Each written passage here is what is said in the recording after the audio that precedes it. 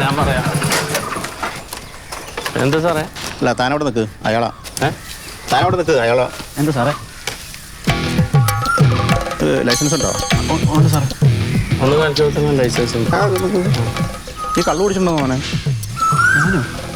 കള്ളു കുടിച്ചിട്ടുണ്ടല്ലോടാ നീ? ഇല്ല സാറേ, കുടിച്ചിട്ടില്ല. അവന്റെ ഫേസ് കണ്ടിട്ട് കള്ളു കുടിച്ചോളാം, കണ്ണൊക്കെ ചുമന്നിരിക്കണേ. അത് എന്റെ മുടി അങ്ങനെ ഇരിക്കുന്ന ആള് മര്യാദക്കാരനാ. അല്ല, നിന്റെ ലൈസൻസ് എടുക്ക്. എല്ലാം ഉണ്ട് സാറേ. ഞാനൊരു അത്യാവശ്യത്തിന് പോകണായിരുന്നു. അപ്പോൾ അവനൊന്ന് ആക്കിത്തരാൻ പറഞ്ഞിട്ട് എൻ്റെ കൂടെ വന്നാണ് സഹായിക്കാൻ വേണ്ടിയിട്ട്. ആള് കുഴപ്പമൊന്നുമില്ല. എല്ലാം ഉണ്ട്, ലൈസൻസ് സാറേ, എല്ലാം കൊണ്ടുവന്നു.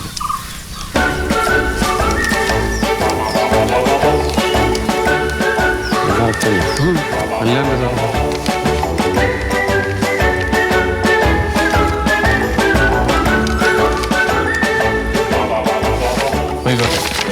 താനവിടെ നിൽക്കോ. ഇവിടെ പൊല്യൂഷൻ്റെ പേപ്പർ എന്ത്?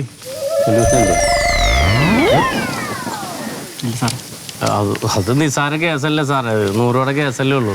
ഇവിടെ പൊല്യൂഷൻ എടുക്കാനായിട്ട് 100 രൂപ മതി. അത് എടുത്തില്ലെങ്കിൽ 2000 രൂപ അടക്കണം ഫൈൻ. സാറേ, അവനൊരു വെറുതെ നിൽക്കുന്നിടത്ത് എന്നെ സഹായിക്കാൻ വേണ്ടിയിട്ട് വന്നതാണ്. അവൻ്റെ അടുത്ത് 2000 രൂപയൊന്നും ഇല്ല. ഇവിടെ 2000 രൂപ ഇല്ലെങ്കിൽ പറ്റില്ല. വണ്ടി മാറ്റി വെച്ചോളാനല്ലേ പറഞ്ഞത്. നാണൂല്ലേ സാറിന് 2000 രൂപ പാവപ്പെട്ടവരോട് പിരിച്ച് സർക്കാരിന് കൊടുക്കാൻ? ഒരാഴ്ച ഇവിടെ മാലിന്യം കത്തി വിഷപ്പുക വന്നിട്ട് ആളുകൾക്ക് ശ്വസിക്കാൻ പറ്റാതെ ചുമച്ചും കുരച്ചും ചാകണ്. അതിനൊന്നും ആക്ഷൻ ഇല്ല. തെണ്ടി തിന്നാൻ പാടില്ല നിങ്ങൾക്ക്. നിങ്ങൾക്ക് പറ്റുമെങ്കിൽ ഈ യൂണിഫോമിൽ പോയി മുള്ളിയിട്ടെങ്കിലും അത് കിടത്താൻ നോക്ക്. 2000 രൂപ പിരിക്കാൻ നടക്കണ് പൊല്യൂഷന്റെ പേരിൽ. മനസ്സില്ല ഞങ്ങൾക്ക് അടക്കാൻ. എന്താ ചെയ്യാൻ പറ്റുന്നതെന്ന് വെച്ചാൽ ചെയ്തോ. വണ്ടി എടുക്കാം. പൊല്യൂഷൻ ഉണ്ടാക്കാൻ നടക്കണം.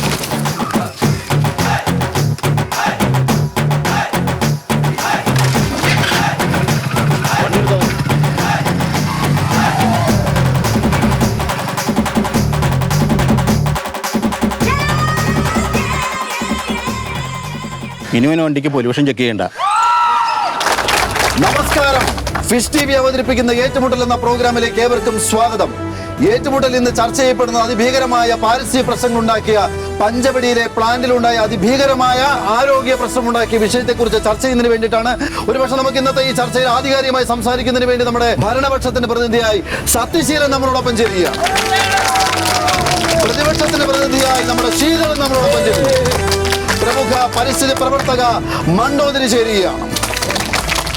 ആദ്യം നമുക്ക് ഭരണപക്ഷത്തിന്റെ പ്രതിനിധിയായിട്ടുള്ള സത്യശീലൻ സാറിനോട് തന്നെ ചോദിക്കാം. ഈ അടുത്ത കാലത്തൊന്നും ഉണ്ടാകാത്ത വലിയൊരു ദുരന്തമാണ് ഈ പഞ്ചവടിയിൽ സംഭവിച്ചിരിക്കുന്നത്. ഈ ഒരു ദുരന്തത്തെ കുറിച്ച് താങ്കൾ എങ്ങനെ പ്രതികരിക്കുന്നു?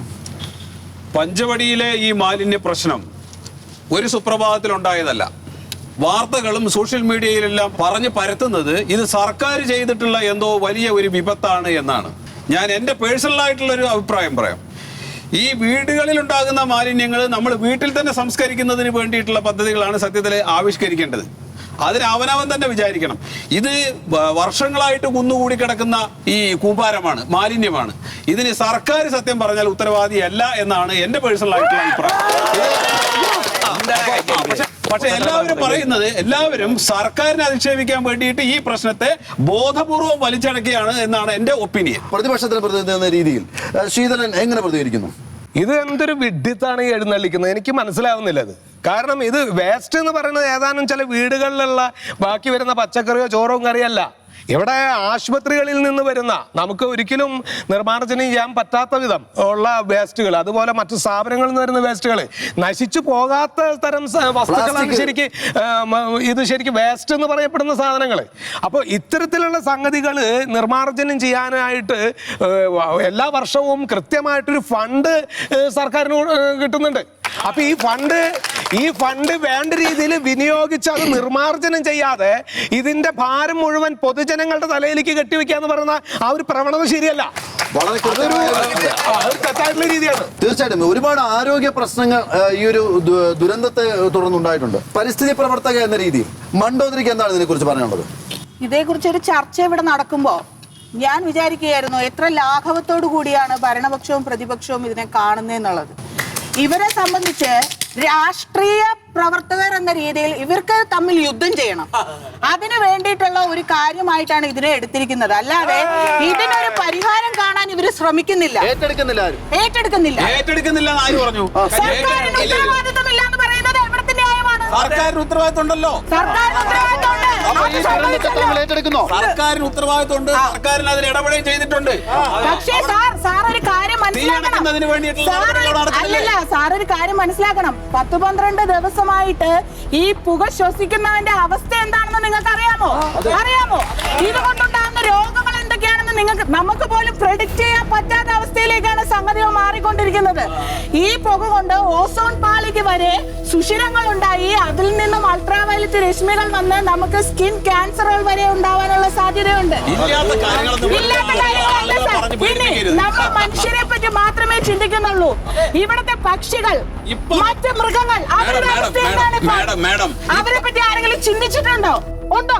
അവർക്ക് മര്യാദയ്ക്ക് ശ്വസിക്കാൻ പറ്റുന്നില്ല സാർ. മാഡം. ഇവിടുത്തെ ഗർഭിണികൾ, കുഞ്ഞുങ്ങൾ പുറത്തിറങ്ങാൻ പറ്റുന്നില്ല, വാതിലടച്ച് അകത്തിരിക്കുകയാണ്. അകത്തിരുന്നിട്ട് അവർക്ക് രോഗങ്ങളില്ലാത്ത അവസ്ഥയുണ്ടോ? അതില്ല. അത് നിങ്ങളെ പോലുള്ള ആളുകൾ പറഞ്ഞു പേടിപ്പിച്ച് സാർ, പരത്തണം. പറഞ്ഞ് പേടിപ്പിക്കണ്ട. ധൈര്യമുണ്ടെങ്കിൽ അത്തരം വീടുകളിൽ ചെന്ന് നിങ്ങൾ കാണൂ. അവരുടെ അവസ്ഥ എന്താണെന്ന് നിങ്ങൾ കാണൂ. ഈ മാലിന്യങ്ങൾ ഇത് ഇത്തരത്തിലുള്ള എന്തെങ്കിലും സംഭവങ്ങൾ പറഞ്ഞിട്ട് മുട്ടുന്യായങ്ങൾ പറഞ്ഞ അണികളെ കൊണ്ട് കൈയടിപ്പിക്കുന്ന ഒരു രീതി അല്ല വേണ്ടത്. ഇത് ശരിക്കും പറഞ്ഞു കഴിഞ്ഞാൽ ഇത് നിർമ്മാർജ്ജനം ചെയ്യാനുള്ള പദ്ധതികൾ ഇവിടെ ആവിഷ്കരിച്ചിട്ടുണ്ട്. അത് കൃത്യമായിട്ട് നിങ്ങൾ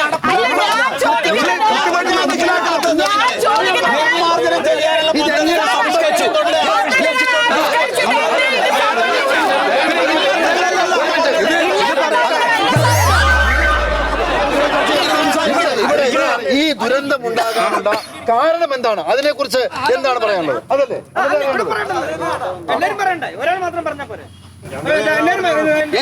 ഞാൻ ചോദിക്കുന്നത്, ഈ മാറി മാറി വരുന്ന സർക്കാരുകൾ ഇവിടെയുണ്ട്, എന്തുകൊണ്ട് മാലിന്യ നിർമ്മാർജ്ജനത്തിനുള്ള പദ്ധതി ഇത്ര വർഷമായിട്ട് നിങ്ങൾക്ക് നടപ്പാക്കാൻ സാധിച്ചില്ല? ഈ മാലിന്യങ്ങൾ അവിടെ കൂട്ടിയിട്ട് കത്തിക്കാനായിരുന്നെങ്കിൽ നിങ്ങൾ എടുത്തോണ്ട് പോകേണ്ട കാര്യമില്ലല്ലോ. അതെ, ഈ ഭരണപക്ഷത്തിന്റെ നേതാവ് സത്യശീലൻ പറഞ്ഞതിനോട് എനിക്ക് യോജിപ്പില്ല. അദ്ദേഹം പറഞ്ഞ സ്വന്തം അസംബന്ധമാണ്. കാരണം അദ്ദേഹം എന്താ പറഞ്ഞത്, നമ്മുടെ വീട്ടിലുള്ള വേസ്റ്റും മാലിന്യങ്ങളും നമ്മൾ തന്നെ സംസ്കരിക്കണം എന്നാണ് പറഞ്ഞത്. അങ്ങനെയാണെങ്കിൽ പുതിയ ഭരണ സംവിധാന പ്രകാരം സ്ത്രീകൾ നമ്മുടെ വീട്ടിൽ വന്നിട്ട് മാലിന്യങ്ങൾ ശേഖരിച്ചു കൊണ്ടുവന്നുണ്ടല്ലോ. അതിന് 50 രൂപ ഓരോ വീട്ടിൽ നിന്ന് ഞങ്ങൾ കൊടുക്കണ്ടല്ലോ. എന്തിനാണ് ആ സംവിധാനം? ഈ കൊണ്ടുപോകുന്ന മാലിന്യങ്ങൾ മുഴുവൻ ഇവിടെ കൊണ്ടുപോയി കൂട്ടിയിട്ടിട്ടല്ല ഈ അപകടം ഉണ്ടായത്. അവിടെ എവിടെ നിങ്ങളുടെ ഈ മാലിന്യ സംസ്കരണ പ്ലാൻ എവിടെ? അതാണ് എനിക്ക് ചോദിക്കുന്നത്. ഈ സംവിധാനം വേണ്ടതാണോ പറയണത്? ഈ സംവിധാനം ഉണ്ടെങ്കിൽ ആ സംവിധാനം ചെയ്തൊക്കെ അതിനനുസരിച്ച് നശിപ്പിക്കാൻ കഴിയണം. അല്ലെ, ഒരു കാര്യം പറയാനുണ്ട്. നിങ്ങളിപ്പോ ഈ പ്രതിപക്ഷവും ഭരണപക്ഷവും കൂടി തമ്മിൽ ചെളിവാരി എറിഞ്ഞിട്ട് കാര്യമില്ല. ഇതിപ്പം ജനങ്ങളുടെ കുറ്റമെന്നാണ് ഭരണപക്ഷത്തെ നേതാവ് പറഞ്ഞു വെക്കുന്നത്. ഇതിപ്പോ നമ്മുടെ നാട്ടിൽ ഉണ്ടായേക്കുന്നത് മനുഷ്യനിർമ്മിതമായ ഒരു ദുരന്തമാണിത്. ഇത് ഭരണപക്ഷവും പ്രതിപക്ഷവും എല്ലാവരും ഇതിന് ഉത്തരവാദിയാണ്. വീടുകളിൽ നിന്ന് ശേഖരിക്കുന്ന മാലിന്യം കൊണ്ടുപോയി കുമിഞ്ഞുകൂട്ടി അവിടെ തീയിട്ട് വിഷപ്പുക വരുത്തി ജനങ്ങളെ ശ്വാസം മുട്ടിച്ച് കൊന്നുകൊണ്ട് ഉദ്യോഗസ്ഥരും രാഷ്ട്രീയക്കാരും കരാറുകാരും കൂടി കമ്മീഷൻ അടിച്ചുകൊണ്ട് ജനങ്ങളെ ശ്വാസം മുട്ടിച്ച് കൊല വിളിക്കാൻ വേണ്ടിയിട്ടുള്ള ഒരു പദ്ധതിയായിട്ടാണ് എനിക്കിതിൽ പറയാനുള്ളത്. ഒരു കാര്യം പറയാൻ ഇവിടെ വെള്ളപ്പൊക്കം വന്നു, ഞങ്ങൾ അതിജീവിച്ചു. സുനാമി വന്നു, അതിജീവിച്ചു. ഇത് രണ്ടും വെള്ളം. കൊറോണ വന്നു, കൊറോണ അതിജീവിച്ചറിഞ്ഞു.